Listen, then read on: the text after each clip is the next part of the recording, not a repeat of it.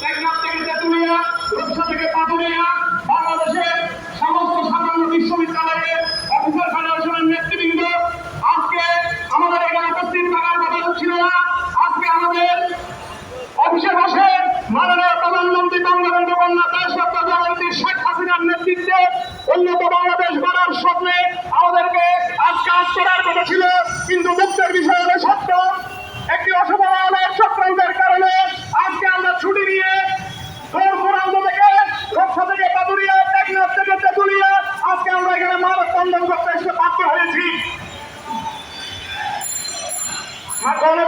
মাননীয় প্রধানমন্ত্রী বঙ্গবন্ধু কন্যা চার চারবার ক্ষমতাসীন, আমরা এক শব্দ নিয়ে সমস্ত ষড়যন্ত্রকে প্রতিহত করে মাননীয় প্রধানমন্ত্রীকে আজকের এই চারবারের ক্ষমতা এনেছিলাম। ক্ষমতার সময় বাংলাদেশ আওয়ামী লীগের নির্বাচনের স্টার ছিল যে গরিব খেটে খাওয়া মানুষের জন্য যারা পেনশন আদায় ছিল একটি সর্বজনীন পেনশন স্কিম।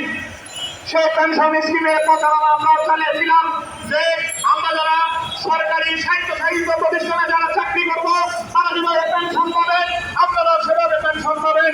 দুঃখের বিষয় হলো সত্য, আজকে মাননীয় প্রধানমন্ত্রী শেখ হাসিনাকে একটি অশুভ চক্র মূল্যায়ন বুঝিয়ে সেই সব পেনশন স্কিম আজকে বিশ্ববিদ্যালয়ের শিক্ষক, কর্মকর্তা, কর্মচারী, চিকিৎসক সহ সবার উপর চালিয়ে দেওয়া হচ্ছে। কেন আজকে বিশ্ববিদ্যালয়কে ঘিরে ষড়যন্ত্র? বিশ্ববিদ্যালয় হচ্ছে জাতির মেধার স্থান। এই বিশ্ববিদ্যালয়কে ঘিরে আজকে ষড়যন্ত্র শুরু হয়েছে। আমরা ছোটকাল থেকে দেখে এসেছি সুবিধা বাড়ে, সুবিধা কমানো কমে না, কিন্তু আজকে সুবিধা কমানোর জন্য একটি অশুভ চক্র দেশরত্ন জননেত্রী শেখ হাসিনাকে বঙ্গবন্ধুর স্বপ্নের সোনার বাংলাদেশে বিভ্রান্ত করার প্রচেষ্টা চালাচ্ছে। আমরা তাদেরকে হুঁশিয়ার করে বলতে চাই, আমরা যারা জাতির পিতা বঙ্গবন্ধু শেখ মুজিবুর রহমানের আদর্শ বিশ্বাস করি, আমরা যারা দেশরত্ন জননেত্রী শেখ হাসিনার ব্যাংকার আছি, আমরা আপনাদের এই অশুভ চক্রকে, আপনাদের এই অশুভ ষড়যন্ত্রকে আমরা প্রতিরোধ করতে সজাগ করতে আছি।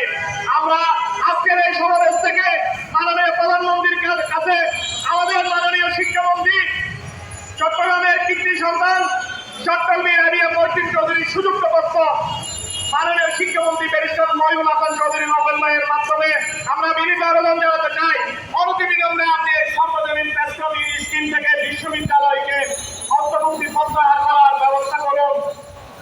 আমরা আরো আবেদন জানাতে চাই, ইউজিসি যে অভিন্ন নীতিমালা ইউজিসির জন্য এক নীতিমালা, বিশ্ববিদ্যালয় এর জন্য অন্য নীতিমালা। বঙ্গবন্ধুর সামনের বাংলাদেশ আমরা বিভাজন চাই না। যদি অভিন্ন নীতিমালা করতে হয় তাহলে সমগ্র ইউজিসি সহ সমগ্র বিশ্ববিদ্যালয়গুলোকে একটি অভিন্ন নীতিমালা থাকতে হবে। অভিন্ন নীতিমালার নামে আমরা অন্য কোন নীতিমালা মানতে চাই না। অবিলম্বে অভিন্ন নীতিমালায় আমাদের বাংলাদেশ আন্ত বিশ্ববিদ্যালয় ফেডারেশন ঘোষিত 12 দফা সংযোজনের দাবি জানাচ্ছি। আগামী দিনে ফেডারেশনের সম্মানিত সভাপতি মীর মুর্শিদুর রহমান ভাই এবং সাধারণ সম্পাদক নজরুল ইসলাম হীরা ভাইয়ের নেতৃত্বে যেসব কর্মসূচি দিবেন সেই সব কর্মসূচি আমরা বিশ্ববিদ্যালয় সহ সর্বাত্মক সফল করব। এই আহ্বান থেকে আমি আমার বক্তব্য শেষ করছি। জয় বাংলা, জয় বঙ্গবন্ধু।